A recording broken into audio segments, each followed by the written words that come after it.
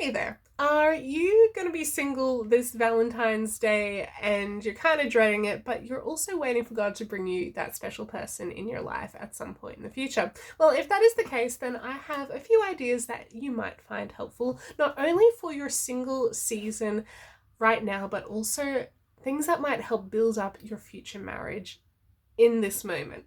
Okay, so my first thing that I want to suggest to you today is to pray for your future spouse. And not just pray, Lord, bring them to me in your good and perfect time, in your good and perfect way, but pray for their actual lives. Things that you would pray for your own life or your friends or your family. Things like, health, finances, career, relationships, friendships, family, all those different things, emotional health, whatever it is, pray for blessings and improvements and breakthroughs in these areas of your future spouse's life. Whether you know their name or not, pray for these things for this person so that God can be at work right now with this person who you don't even know yet and you haven't even come into any type of friendship or relationship with yet. You can be praying for this person. God knows who it is. Trust me, if anyone knows, it's God. And he can be at work blessing this person in the meantime, and you can bless him or her in this way by you praying. And even though you don't see the fruit of it immediately, this is a really good way to practice other-centeredness, and focusing on the good of another person, um, in such a special way as prayer, which is the most powerful gift that we can give to anyone, right? So first thing to do is you can pray for your future spouse. Okay, so some of the things that we can do while we're waiting in the single season on Valentine's Day, particularly, like you can take yourself out on a date if you'd like to. If that's something that you feel like you really want to do, you can spend time with God. Take yourself out on a date with God is much more preferable, right? Since you don't have a spouse or a significant other that you are pursuing marriage with at the moment, you can really spend this time just diving deeply into your relationship with God. So, like the place I want to go is down to the lake and watch a sunset, or just kind of go out on a bushwalk or something like that, and or go journaling or read your Bible, spend time in prayer and worship. Make the most of this time. The with the lover of your soul, who is Jesus, who died on the cross for you because he loved you so, so much, right? You can spend this time on this particular day just really connecting with the one who loves you the most, and show him some love back. That would be a really great idea. You do with that with what you want. Some other things that you can do is you could try writing a love letter to your future spouse. Now, you can include a prayer in this love letter and just say, hey, I don't know who you are yet, but I'm praying for you, just letting you know. And then one day when you guys do get together, you are married, you can present this letter and say, hey, look, I was praying for you all this time way back then. And I think it's just a really nice romantic idea. So maybe the next thing that you can do is check in with your single friends. So if you're a girl, your single girlfriends. If you're a guy, your single guy friends. I don't know how guys interact on this kind of thing, but anyway, at least as a girl, if you are a single girl, you can check in with your other single girlfriends and just show them some love and just say, hey, how you going? Spend some time calling up the girls that you know might need a little encouragement on this day just as much as you do. So just reach out to the people around you who are in a similar boat to you as well and encourage them. You could go a step further with this and host a Galentine's Day as a girl who's single. You could, just say, hey, we're all gonna go out and have dinner together, or we're gonna stay in and watch a movie, or whatever it is for you that you find enjoyable with your group of girlfriends who are single. So just really share that love with them. You can, now this is another step further that we don't often think about for this day. You can serve the single mothers in your community. There are just so many single mothers in our community. Like, I have so many people who are my neighbors next door who are single mothers, and these people, they do it really, really tough. They are by themselves. just like, we are as single people, but they have additional responsibility that they can't get away from, and that's their kids, and they just need some extra love and support and care. So take this opportunity to extend kindness and generosity and help to those people who are not getting a Valentine's from anyone, but they are constantly on call with their kids and juggling everything and doing it all by themselves. Think of some people, jot down on a piece of paper who you think that around you is a single mother or a single parent, maybe a single father, and reach out to them and say, hey, is there anything I can help you with today? That might be something that shows them the love of Jesus as well as your love for them. And yeah, just really extend some love on this day when they don't have a romantic partner to do that.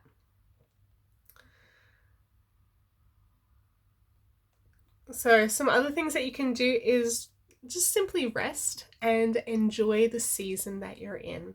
Hopefully, once you are married, then you'll never experience singleness ever again. That's not 100% guaranteed. There could be tragedy, there could be, widowhood, or there could be divorce down the road. You're never quite sure about these things these days. But hopefully, once God brings you and your kingdom spouse together, then you will never ever experience singleness ever again. So this is a special season, and only God knows how long it will last, but embrace it and do the most that you can in this time. Embrace the perks that come with singleness. There are some perks, I know, even though we want to focus on the fact that we're all lonely and we just want somebody to cuddle us up at night and all those kind of things. No, there are some perks to having a whole bed to yourself and, not having to check in with other people. I'm not at all glorifying either side, but just saying, hey, there are some good things to enjoy right now, and learn to be content with what you have and with what God has given you in this moment. So really enjoy it. See, what are some things that I wouldn't be able to do if I was married or had kids, and just enjoy this time in those ways as much as you can before those opportunities slip away forever. Some other things that you can do is not just personally enjoy your singleness, but serve God in your singleness. Now, I think Paul makes it pretty clear that, I think it's in Corinthians, I could be wrong off the top of my head, he talks about how a single person is much better able to serve God because they just have so much more time and energy on their hands that is not devoted to pleasing their spouse or to raising children or anything like that. They are able to simply serve God 100%. So if you are single right now, then you have the most capability out of your entire life to serve God to the fullest ability that you can. Later on, when God does bring you together with your future kingdom spouse, then hopefully you guys will be like a power couple and you'll be able to serve God together. But in some sense, there will be an amount of time and energy that is diverted to serving and loving your spouse and your children. And so there will be probably a bit less that you personally can do than when you are together later on. So yeah, really find ways to maximize your opportunities right now to serve God, because we are at the end of time, and it's really important that we are sharing the gospel with people and that we are creative, we are energetic, and if we're young, then we have more energy than we're ever going to have in any other time of our lives, let alone the time and energy that we have as single people. So use this time wisely. Ask God, how do you want me to serve you each day? And then do that. So really, yeah, maximize this single season. This is probably not what you were wanting out of this video, but this is what you're getting. So some other things that you can do in this single season is develop your relationships with your friends and your family that you already have. Now, a lot of us, particularly with family, have broken, damaged, toxic relationships, and sometimes, or a lot of times, this damage that we find is not a lot of our own personal doing. Some of it is probably very likely, but often it's systemic within family patterns and history and just the way people think and speak and act and live their lives. But as much as you are able in your own ability to bring reconciliation, ask forgiveness, which, by the way, is a really important skill that you need to be able to master, particularly before you get into a romantic relationship. Forgiveness is something you're going to have to ask for a lot. And being able to muster up the humility that it takes to say, I'm sorry, I was wrong, and can you forgive me? If you can practice that now with your family relationships and some of your friendships as well, then you're going to really set up your character for your future marriage in order for it to succeed. We all know the statistics that about 50% of marriages tend to fail. Asking forgiveness, choosing to be humble, building bridges in relationships, these are skills that will help set up your relationship in order for it to not be one of those statistics, one of those failed marriages. So really take the time to pray about, what relationships do I have in my life that need to be mended? What do I personally need to take initiative with in order for these relationships to be mended? And so, bonus points, you're gonna have mended family relationships. You're going to experience a lot more joy and love and happiness in the relationships that God has already given you right now. And then it will also set you up with good character for your future relationships. So it's a win-win all around. It'll be really, really great. And it'll just grow you as a Christian as well, so that you can better share the gospel and be a useful Christian in this world. Okay. Yeah, another thing I want to encourage you on, a very similar thing to developing your character with humility and asking forgiveness, is asking God to help you develop kindness, other-centeredness, and gentleness. Now, the reason I put these 3 points down is because these are the areas that God has specifically spoken to me about. Now, you may be the most kind, other-centered, and gentle person on the planet, and I'm very, very happy for you. But naturally, I am not. Okay? I might seem all very nice on these videos, but God has done a lot of work in me, and He's got a long, long, long way to go. And I just thought I'd share these specific points with you guys, because that's the ones that God has spoken into my life, and they just might be relevant to you as well. Kindness is something that I had to really, really unpack. What even is kindness? What does that mean? Kindness, and I want you to do further research on this. Just look up the dictionary definition and all that kind of thing for yourself. But kindness is really looking out for the needs and the wants of others and meeting those needs despite your own feelings. Kindness is true other-centeredness, right? Gentleness is, it's really not something that comes naturally for me, and that's probably a family pattern as well. On one side of my family, gentleness is not a natural ability, and so this is an area that God has spoken into my life, that when it comes to being in a marriage relationship, gentleness will be of paramount importance.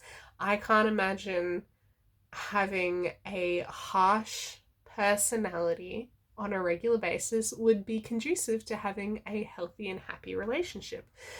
Now, gentleness, or let's back up, a harsh personality, a very direct, harsh sort of approach, is often the result of certain types of trauma in life. And I've grown up personally with trauma in my family in various ways.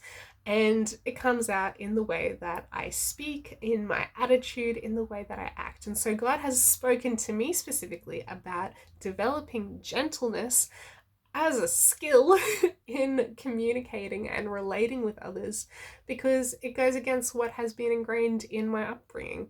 And you might be experiencing something like that too. Trauma is rampant and has been for probably all of human history. And it just really breaks down our ability to be trusting and loving and open, friendly humans. And so pray about healing in your life when it comes to the way that you present yourself, and ask God to help you to be gentle. It will really improve every relationship and every part of your life, like your work life, your friends and family relationships, like every area of your life. Gentleness will come in so handy if you can grow in this area. Now, so those were the main things that I wanted to share as ways that you can be spending this time in proactive pursuit of having a good relationship in the future, praying for your future spouse, developing your own character, serving the people around you, especially those who often go unnoticed, like single mothers and other single people in our community. And there are a few other points that I just kind of wanted to share with you guys as well, particularly for the ladies. Since I'm a lady, I can speak on this point. Now, hustle culture tells us all to go get that bag, right? Just to go and do the most to get what we need in life. And as a type A personality, I fall into this mentality a fair bit. But when it comes to allowing God to lead us in regards to our romantic future and to having a kingdom spouse, to have a kingdom marriage, then if you have given over your love life and that area of control over to God, it is no longer your job to go searching out for that person. And it's also not your responsibility to outsource that role to anybody other than God. Now, this is something I will admit that I have done multiple times over the past 5 or 6 years since I've been waiting specifically for God to bring me a future kingdom husband, right? Things that I have personally done, and I have personally, and this is just for me, and it might apply for you, but this is particularly how I have felt on this topic for myself, is I'm not meant to be going on dating websites or apps or anything like that. And it's also really poor form for me to be asking my friends and family, hey, do you know of anyone? I am very open to suggestions, and just, soliciting friends and family to think of people they know and then try to get them to set us up or something like that. That hasn't worked out so far. In fact, it's had some pretty funny, not good results when I have done that in the past. And I can tell it's clearly something that God doesn't want for me, and it may be applicable in your life as well. If you have given your love life over to God, it is His responsibility and His alone. There is no need to involve anybody else in the process, and you can just wait and trust that He is in control, and He is working despite how slow it may feel. Okay, 6 years later is a long time for me, at least. But some people in the Bible had to wait much longer, so I'm hoping it won't be much longer than this. We'll see how it goes. Yes, so hustle culture tells us to go and do it ourselves and to make it all happen, but God says just wait and trust and leave it in my hands and just leave it there and stop taking it back off me. Now, on a similar point to this is, if there is somebody in your life, and particularly for women, if there is somebody that you think that this would be a great guy, or this is the person I think God has for me, unless God specifically tells you to do something in the realm of pursuing, I would caution you to not pursue.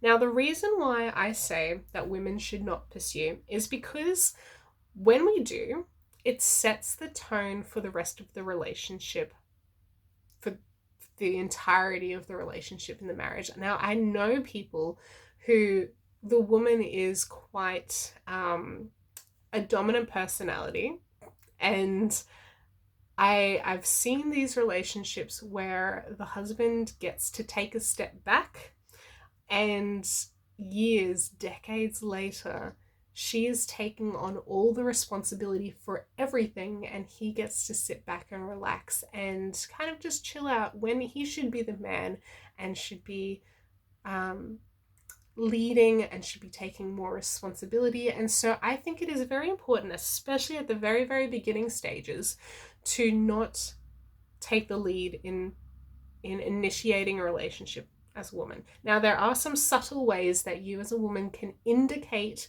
that you are interested in a man without it being active pursuit. I'm not going to go into those details now, but Matthew Hussey has a lot to say on this about dropping the handkerchief. So look out for his videos online and go check out his strategies. I'm not going to go too much into it, but he's got some really good stuff to say on that point. So yeah, if you can avoid it, avoid pursuing the man first, because you don't want to be setting your relationship up in a pattern in which you are always taking the lead. You want a man to pursue you and to really hunt you down and know that he wants you, right? In the Bible, God created Adam by himself at first, and then after a while, Adam realized he was by himself and he wanted a woman, and he was like, this is not good to be alone. And then after he realized his desire to have a helpmate, to have a companion, then God created and brought Eve to him, right? So you want the man to actually want you and to know that he is chasing you. One final thought I want to share with you guys is in two final thoughts, sorry. Proverbs chapter 31, verses 11 and 12. It says, her husband has full confidence in her and lacks nothing of value. She brings him good, not harm, all the days of her life. All the days of her life. Now, I heard this verse probably, 6 years ago, and it really stood out to me, all the days of her life. And this is partially what I was talking about earlier with praying for him before you guys even meet, is really thinking, is my actions right now honoring the relationship that I will have in the future? Is it setting this relationship up for success right now? Or am I going to live frivolously and carefree and do things that might potentially damage my character, my reputation, whatever it is, in a way that he's not going to appreciate when we get together, right? So think about, how can you be living a life that he can be trusting even before you guys meet and get together? I don't know if that really, really makes sense, but just think about it. It's an interesting thing to think about. And the final thing I wanted to leave you guys with is in Song of Solomon's 8 verse 4. It says, daughters of Jerusalem, I charge you, do not arouse or awaken love until it so desires. Okay, so when it comes to being in your waiting season around Valentine's Day, around a so-called romantic time of the year, and there is somebody you might have a crush on, somebody that you're talking with, somebody that you don't even know yet but you like from a distance, or maybe you don't even know anyone but you like the idea of being married, I would encourage you, based on this Bible verse, to avoid castle building or fantasizing or imagining what the future could be, because this often leads to heartbreak and unfulfilled desires in life and things just not working out in the Hollywood sort of way that we imagine things to be, right? So if you can avoid it, stop it. Just stop it. Stop fantasizing. Stop watching rom-coms or reading, romantic novels or anything like that that gets your heart all aflutter and makes you want to be in a romantic relationship, because those are not real, right? They're not based in reality. They're overdone and they're literally just meant to get you addicted to reading or to watching those types of media so that you'll come back for more, but it's not reality. And once again, it sets up in your mind a pattern that is unrealistic, so that your marriage down the track may end up failing based on your unrealistic expectations, based on these unrealistic novels or movies, right? So when it comes to imagining the future with a particular person or just anybody in the under the sun that could be somebody that you end up with, or even engaging in novels or movies that are romantic in nature, I would really encourage you to step away from that and ask God to fill that area of your life with something more productive and proactive and helpful and gospel-centered and other-centered and loving. And yeah, so these are my bunch of recommendations for you guys now that we are very close to Valentine's 2024. I hope that these have helped and encouraged you. Please share this with a friend who you think might need to hear it as well. All right, I'll see you guys again some other time. Bye.